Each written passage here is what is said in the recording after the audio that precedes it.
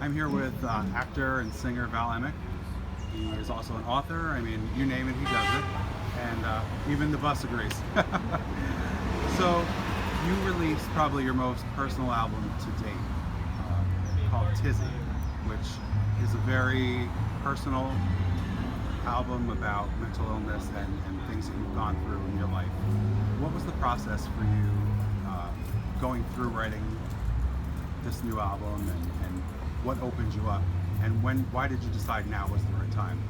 It's never a decision, it's usually just a feeling, and the songs were coming out at a rapid pace, coinciding with two things: me getting a piano, which is an instrument I normally don't write on, and anytime you can trick yourself into feeling new, it helps the writing.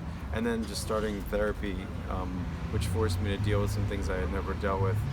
More than mentally, it just opened up me emotionally, to where I was just looking for different words and tones, and it led to different songs.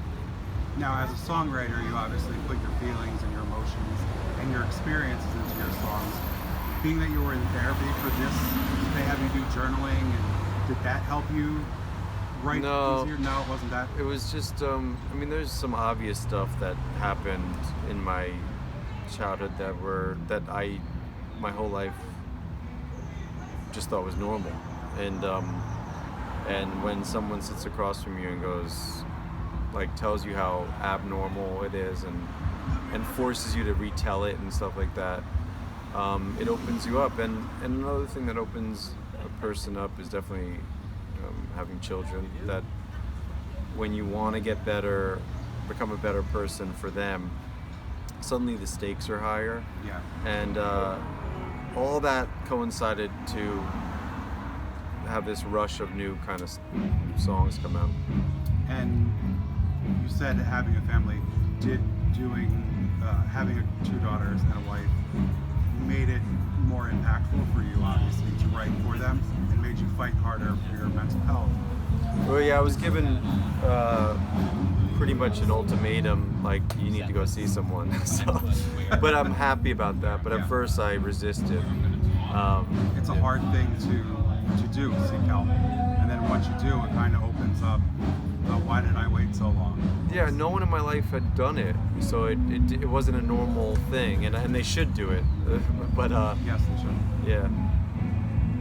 But I'm always looking for new things to inspire me. Not that I was looking for this, but I try to react to whatever I'm going through in my life, you know? Did your anxiety and pressure build when you were in your acting career? Did that manifest itself in anxiety in any way? Yeah, I've always both been attracted to danger and also also scared of it. So I think acting, something about it was exciting to put myself out there, but terrifying at the same time. And I think growing up in my household where it, like, at times was literally life and death, I think I've always had that, not a death wish, but just like the feeling like it had to be as intense as possible. So I think I gravitate to those moments that make me scared. And acting was definitely that. I wasn't formally trained. I learned on the job. I got encouragement. I got jobs. So I was like, I'm going to pursue this. I think with my other careers, there's more control. I can decide when to write a song or play a show or write a book. It doesn't require anyone but me and my own will and determination and ideas. Acting is something you got to do with other people, and so that's both beautiful about it. There's a community and a real feeling of teamwork, and you also feel like you're a small piece of a big, powerful thing. But it's also, it can be frustrating if you don't have the right family to do it with, you know? Yeah. You mentioned that you were speaking to high school students, I believe, about opening it. Is it about mental health? I'm doing, because of this book I wrote, an adaptation of the musical Dear Evan Hansen. I've gotten some opportunities to speak about some of the mental health issues that are brought up in the book: anxiety, depression, suicide.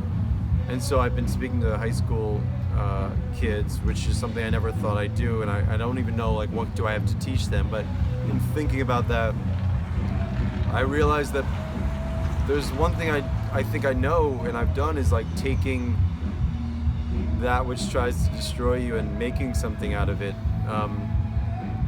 That's hard to do, especially when the thing that's taking you down like takes your will. But if you could find a way to turn it around and turn it into fuel, so that's sort of the journey I'm on, trying to figure out that like there's a song on my new album called Take It All to Heart, and it was written for my daughter, who's very much like me, sensitive, heavy emotionally. And through therapy, I realized, like, being sensitive doesn't have to just be an Achilles heel. It could actually be the thing that helps you relate to other people and can make you kind and empathetic. It can help you create art that other people feel. 100% agree. But that's only a thing I learned in the last few months. Sometimes the journey is full of pain, and yet you come out the other side of it. Going through therapy is a very, very heavy experience and exhausting. And it's funny, you're already exhausted and mentally exhausted and physically exhausted, and that's why you're there. And then you have to lay all this out on the table, which exhausts you even more. Yeah. What do you do to kind of pick yourself up out of that exhaustion? This is a question asked from someone who knows what it's like, I could tell. Sir, had a lot of issues myself. Yeah, and I'm realizing we all do, which is a cool feeling, and that's which makes me feel braver to talk about it in my art and in person. Family helps me. Kids are great in that way because they don't care what you're going through, so it's good. It's a good motivator, and they need you to survive. And art, I'm about to play this show tonight, and I feel kind of not myself today, but I think I feel lucky that I have art to turn to tonight, and that counts for not just me being the performer, but me being a listener, consumer. I can go in my car and listen to a song. I can watch a show that makes me feel less alone and make me laugh, Do you feel a little bit more pressure has been put on you now that you have released such a personal album, that people are going to look up to you even more than they ever had? No, I don't think enough of myself that even anyone would care, but I do feel vulnerable. I always have this weird feeling of that I want to give more, and then when I do, I feel exposed. So I'm trying to just... as I get older, I'm just trying to be like, who cares? I did my best. I know I'm a good person. Say what you gotta say, and as long as it doesn't hurt anyone. So, but sometimes I feel the need to expose myself because it'll help me heal, and other times I just feel naked. But I think that's, I don't know. One of the things that I look up to you and admire you for is having gone through mental illness and continue. It's not like, oh, today I'm mentally ill, tomorrow, yeah, let's go out, it's great. Is that suffering from mental illness as a quote-unquote everyday person has its own challenges, but doing it as a quote-unquote celebrity brings on a second set of challenges. Have you had to balance that against anything, or just kind of see yourself as, I'm not an actor, I'm not a singer, I'm not an author, I'm Val, I need to make myself better for my family, and then have that come secondary?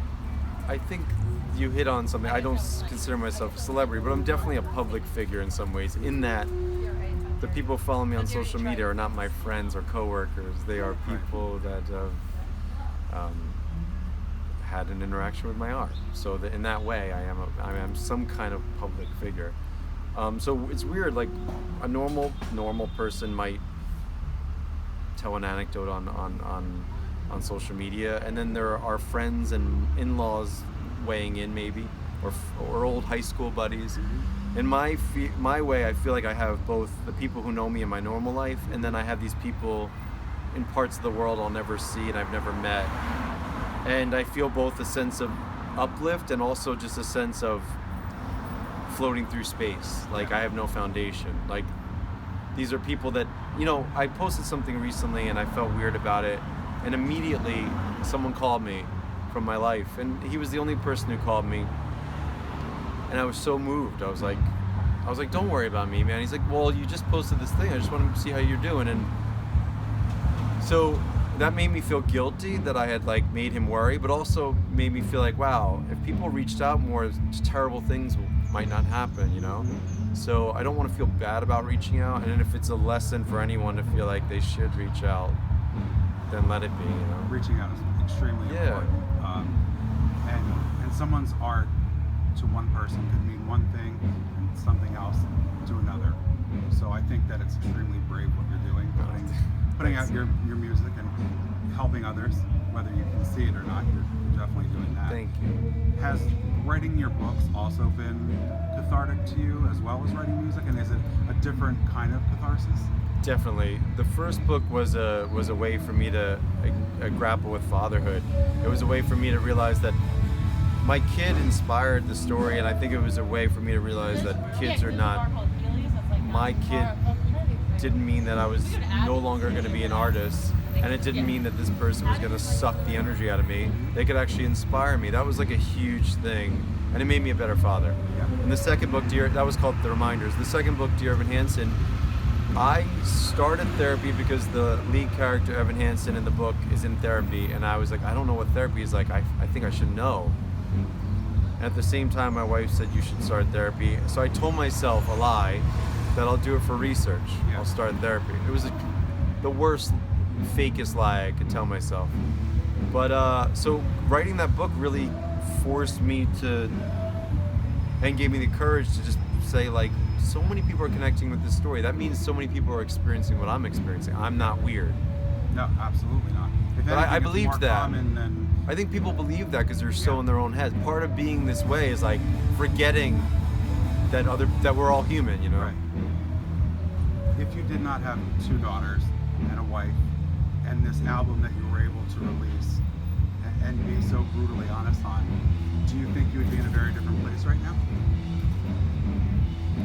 I have no idea. I think without my wife, I might have gone down a really dark path. She's a stabilizer for me, and she, like, as evidenced by what I said, like going to therapy. She forced me to go to therapy. She doesn't like allow me to self-destruct, and that's my nature, to self-destruct. So I think I'm where I need to be, and I'm lucky for it. That's awesome. Yeah. What are you looking to do next? Now that your album is out, the books are out, you're really becoming more in the, you've never really gone away from the forefront, but now you've really been putting out stuff. Thanks. I'm writing a third book, gonna be out in 2020. I'm already working on some new music. I'm having gotten out this like moody, emotional thing. I'm now some more upbeat songs have been coming out of me. Yeah. And I've always had that ebb and flow. So some more music and more books. And who knows? Acting is always there in the background. I kind of wait till the right thing comes. Because it's hard to get me to go to auditions. Right. I'm too anxious. Plus, I got kids. About that. Yeah. Well, Val, thank you so much for taking the time to do this. And just know if you're having a bad day, just remember that you're helping so many people. You may not look in the mirror and think that or see it, but you Thank are. you. I appreciate you saying that. I appreciate you being so open and honest. And Thank you. best of luck with the show tonight. Cool. Thanks. Thanks.